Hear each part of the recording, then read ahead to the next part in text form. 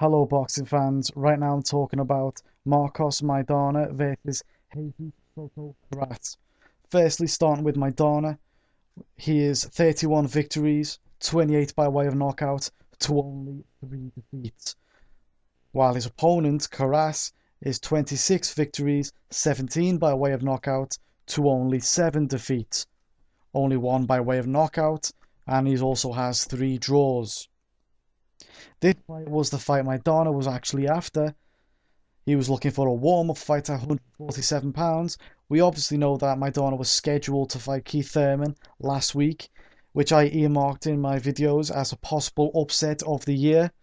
Somewhere down the line, I think Maidana's team saw some footage or Googled Thurman's name, and they decided it would not be such a walk in the park, and there was actually a significant chance they could lose this fight. Anyway, they decided to reject this fight, and in steps a guy with 4 losses out of his last 6 fights.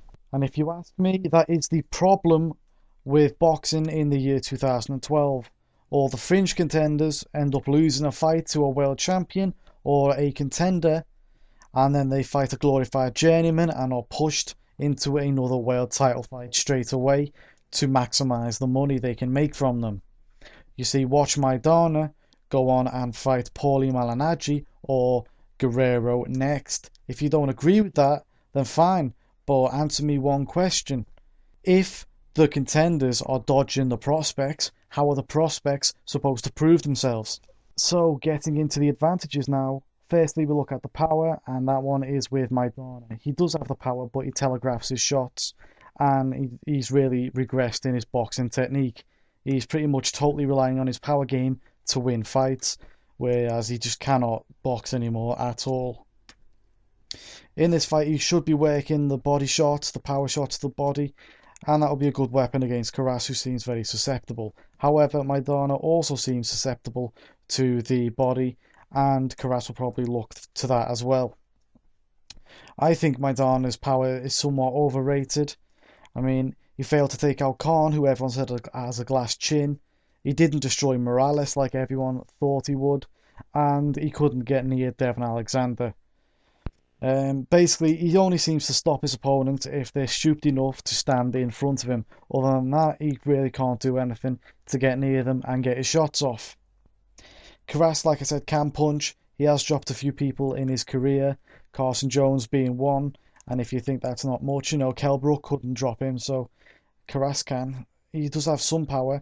Even though he's regressing, that is the last thing to leave your game.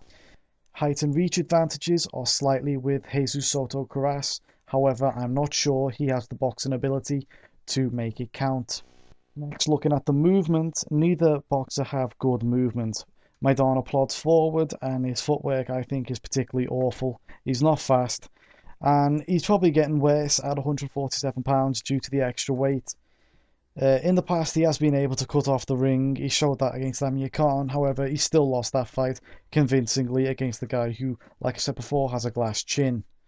Once again, Karass also showed that he can cut down the ring well against Mike Jones in a fight that he may have won if it was on a different day.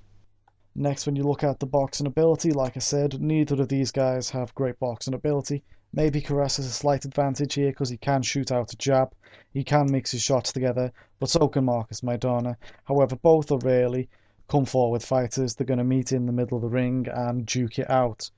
And I think due to that, I think that Maidana will have the advantage. In terms of chin, once again, neither of these guys have brilliant chins. They've both been dropped in their careers. And just recently, Karass was stopped. So the chin department is not brilliant for either boxer.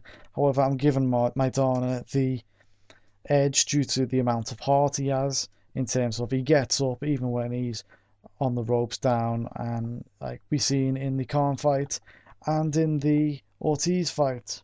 So overall, I'm going to pick Maidana to win. Hopefully he wins by knockout. However, if he can only manage a unanimous decision, I would really hope he considers a return to 140 pounds, where his power was a much better weapon.